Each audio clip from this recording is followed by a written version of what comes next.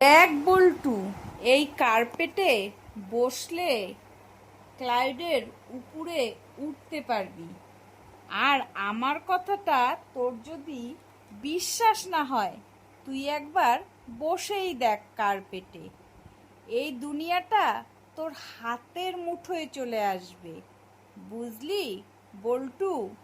তুই মনে হয় আমার জাদুর গল্প শুনিসই নাই। কাকা, ক্লাউড মানে তো মেঘ, আর মেঘের ভেতরে তো বৃষ্টি। আমি যদি বৃষ্টির ভেতরে ঢুকে যাই, তাহলে তো আমার মোবাইলটাও ভিজে যাবে। আমি তখন কি করে মোবাইলটা দেখব?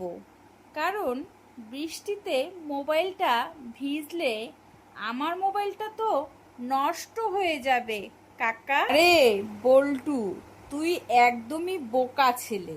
ওটা অনলাইন ক্লাউড নয়, ওটা আসল ক্লাউড, বুঝলি? ওটা হলো আসল মেঘ, ওটা একদম অরিজিনাল।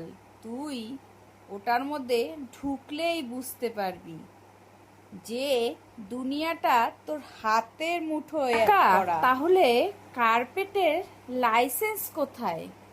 যদি ট্রাফিক পুলিশ ধরে কার্পেটকে, তাহলে তো অনেক টাকা ফাইন দিতে হবে।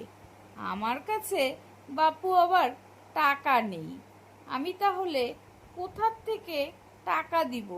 যদি আমাকে পুলিশ ধরে, কার্পেটের যদি লাইসেন্স চায়, তাহলে আমি বিপ বিপ, আমার ব্যাটারি লো হয়ে গেছে, শিগগিরই আমাকে একটু পেট্রোল খাও, না হলে আমি কিন্তু আর মেঘে উঠতে পারবো না। তখন আমি নিচের মধ্যে ধপ করে পড়ব। তারপরে আমার সাথে সাথে যারা থাকবে তাদেরও কিন্তু নিচে পড়ে মাথা টাথা ফেটে যাবে, পরে আমাকে দোষারোপ করতে পারবে না। এ কি শুনছি আমি, কার্পেট আবার পেট্রোল খায় নাকি? কার্পেট কি রিক্সা অটোওয়ালা হয়ে গেল যে এদের যেমন পেট্রোল ছাড়া চলতে পারে না, তেমন কার্পেটও আবার পেট্রোল ছাড়া চলতে পারে না? কি দিনকাল পড়লো রে, আর কি সব কথা! আমি তো বাপু এগুলো কোনোদিন শুনিনি, আজকে ফার্স্ট শুনছি। আরে আমি হলাম হাইব্রিড কার্পেট, বুঝলি? ঘাস খেলে আমি স্লো চলি, আর মাছের ঝোল খেলে টার্বো মোটে উড়ি, বুঝলি? এই জন্য আমি ঘাস খাই না। ঘাস খেয়ে কোনো লাভ নেই, ও সেই আস্তে আস্তে চলি। আর টার্বো মোট খেলে আমি একদম রানিং। ঠিক আছে কার্পেট, তুই যখন উড়বি তখন যদি সিগন্যাল না পাস, তাহলে দেখা গেল আমি পুকুরের মধ্যে পড়ে গেলাম, তখন তুই কি করবি বলতো?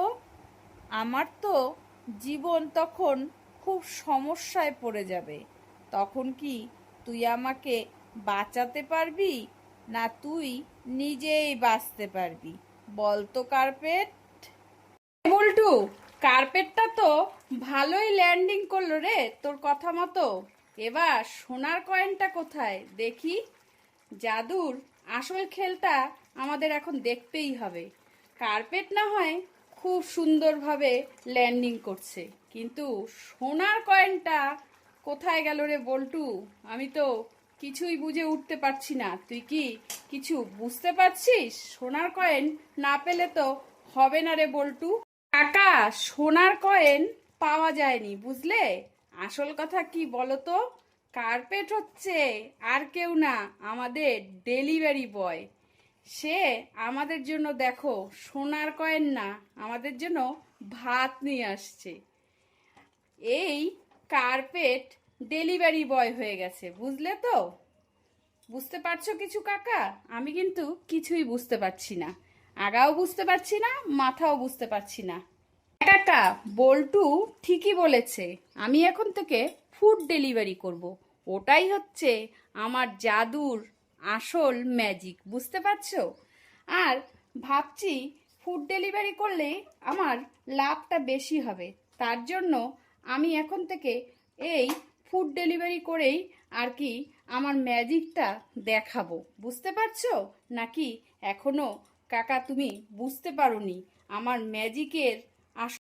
হ্যাঁ কাকা, কার্পেট ঠিকই বলেছে, সোনা খাওয়া যায় না, ভাত খাওয়া যায়।